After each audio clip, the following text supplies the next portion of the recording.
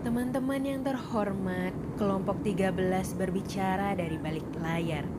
Sesaat lagi kita akan memulai presentasi. Saat ini waktu menunjukkan pukul 13:15 dan diharapkan selesai pukul 14:30. Kami dari kelompok 13 akan membahas materi proses audit kinerja. Happy watching! Nah, sebelum kita membahas tentang proses audit kinerja, kita harus tahu dulu nih, apa ya audit sektor publik itu? Nah, audit sektor publik itu ialah suatu kegiatan yang ditujukan untuk entitas, di mana entitas ini menyediakan pelayanan penyedia barang yang pembayarannya melalui atau berasal dari penerimaan pajak atau kas negara lainnya. Nah, untuk apa nih tujuannya? Tujuannya ini untuk membandingkan antara kondisi yang ditemukan dengan kriteria yang sudah ditetapkan. Oke, selanjutnya kita akan membahas tentang audit kinerja dan juga struktur audit kinerja. Untuk audit kinerja ini, dia termasuk ke dalam audit sektor publik, di mana audit sektor publik ini terbagi menjadi 3. Yang pertama adalah audit keuangan, yang kedua audit kepatuhan, dan yang ketiga audit kinerja. Untuk audit kinerja, ini berfokus pada pemeriksaan terhadap tindakan dan juga kejadian ekonomi yang menggambarkan suatu kinerja entitas atau fungsi yang diaudit.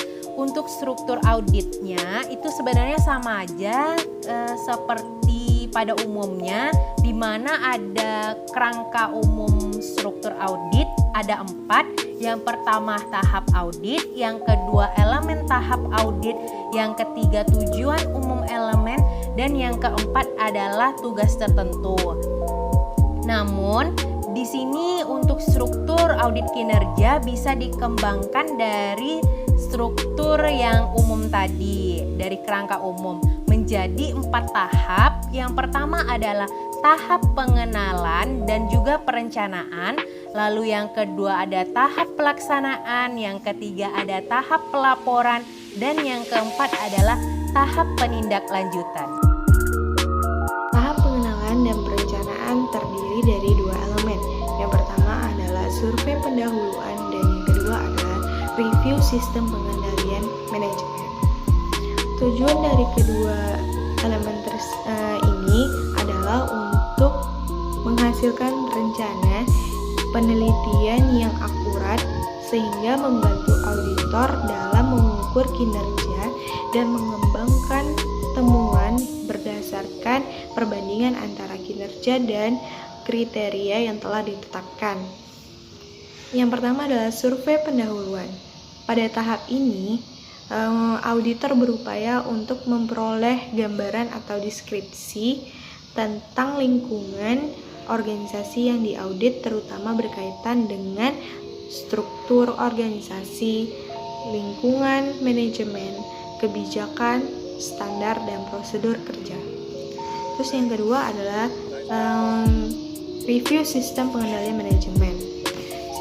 Sistem pengendalian manajemen ini memberikan gambaran tentang metode dan prosedur yang digunakan oleh organisasi untuk mengendalikan kinerjanya. Pengendalian manajemen sendiri itu bertujuan untuk memastikan bahwa tujuan organisasi dicapai secara ekonomis, efisien, dan sesuai dengan hukum yang telah berlaku. Nah, pada prosedur audit yang dilakukan pada tahap review sistem pengendalian ini terdapat 3 langkah. Yang pertama adalah menganalisis sistem manajemen organisasi. Terus yang kedua, membandingkannya dengan modal yang telah ada. Terus yang ketiga adalah mencatat dugaan terhadap setiap ketidakcocokan atau ketidaksesuaian. Selanjutnya, materi tentang tahapan audit. Tahapan dalam audit kinerja terdiri dari 3 elemen, yaitu yang pertama telaah hasil program, yang kedua telaah ekonomi dan efisiensi, yang ketiga telaah kepatuhan.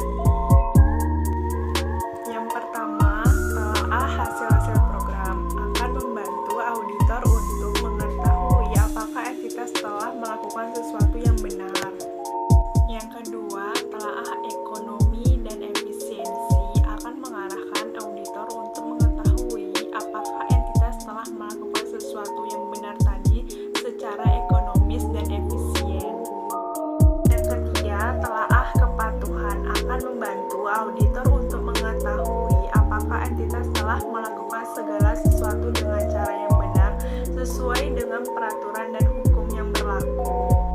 Secara lebih rinci, komponen audit terdiri dari yang pertama, identifikasi lingkungan manajemen, yang kedua, perencanaan dan tujuan, yang ketiga, struktur organisasi, yang keempat, kebijakan dan taktik, yang kelima, sistem dan prosedur, yang keenam, pengendalian dan metode pengendalian, yang ketujuh, sumber daya manusia dan lingkungan fisik, yang kedelapan, praktik pengelolaan staf, yang kesembilan, analisis fiskal, yang kesepuluh, area khusus investigasi.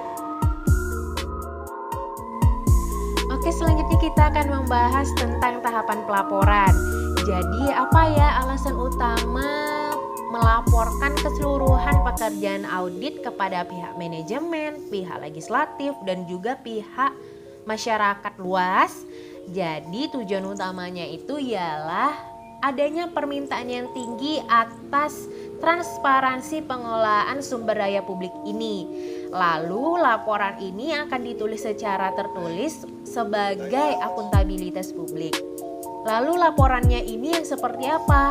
Laporannya ini harus dibuat secara mudah dan mudah dipahami untuk masyarakat luas. Karena kalau tidak mudah dipahami itu berarti laporannya tidak efektif. Oke? Selanjutnya adalah tahapan pelaporan.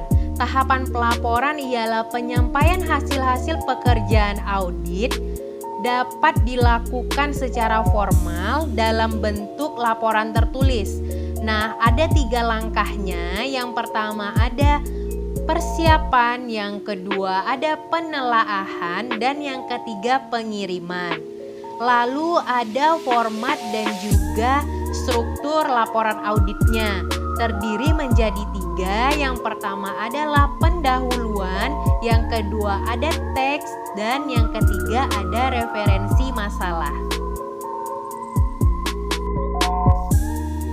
Nah, dalam penulisan laporan audit kinerja kita harus memperhatikan 5 hal. Yang pertama, auditor menulis secara objektif di mana tidak dipengaruhi oleh pendapat atau pandangan yang lain. Yang kedua, auditor tidak boleh overstate atau melebih-lebihkan. Yang ketiga, harus disertai dengan bukti-bukti yang kompeten. Terus yang keempat, ada laporan yang ditulis secara konstruktif. Dan yang terakhir atau yang kelima, auditor sebaiknya mengakomodasikan usaha-usaha kepada pihak manajemen agar kinerjanya menjadi lebih baik lagi. Tahap penindaklanjutan didesain untuk memastikan atau memberikan pendapat apakah rekomendasi yang diberikan oleh auditor tersebut telah diimplementasikan. Prosedur follow up dimulai dengan tahap perencanaan dengan pertemuan dengan pihak manajemen untuk mengetahui permasalahan yang dihadapi dalam mengimplementasikan rekomendasi dari auditor. Kemudian, auditor mengumpulkan data-data yang ada dan melakukan analisis terhadap data-data tersebut. Lalu selanjutnya, auditor dapat menyusun dalam sebuah laporan. Dalam tahap penindaklanjutan juga, auditor mesti memperhatikan langkah-langkah ini. Yang pertama adalah dasar pelaksanaan follow up. Yang kedua adalah pelaksanaan review follow up. Yang ketiga batasan follow up.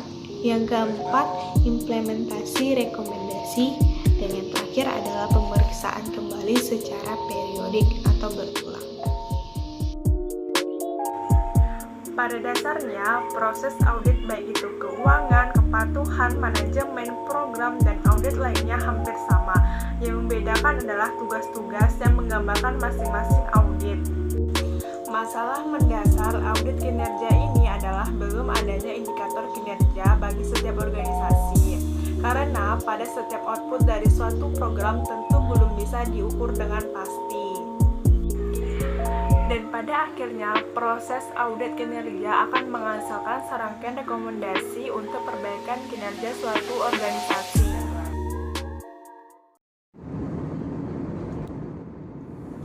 Atas nama seluruh awak kelompok 13, kami haturkan terima kasih atas perhatian teman-teman sudah bersama kami beberapa menit. Dan sampai jumpa di lain kesempatan. On behalf of all crew in group 13, we want to say thank you for all your attention. Because all of you have been kind to stay with us in a few minutes. See you in another session.